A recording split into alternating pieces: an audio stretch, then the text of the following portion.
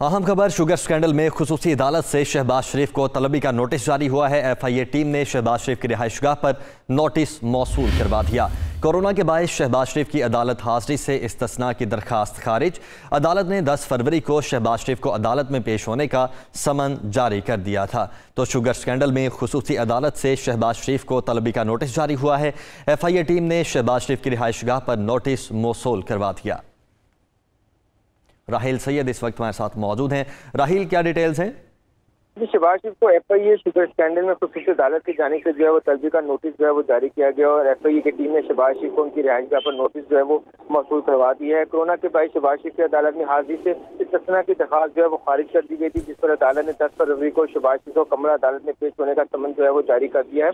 FIA की जानिब से अहम पेशी में मुलजिम शहबाज शरीफ को 4500 सफात मुश्तमिल चालान की कॉपियां जो है वो भी दी जाएंगी और इसके हवाले से जो है FIA की खुसूसी टीम ने आज जाकर जो है वो शहबाज शरीफ की रिहाइशगाह पर जो है उन्हें समन का जो नोटिस है वो मौसूल करवा दिया ताकि 10 फरवरी को उनकी अदालत में तलबी को जो है वो यकीनी बनाया जा सके। ठीक, बहुत शुक्रिया आपका राहिल।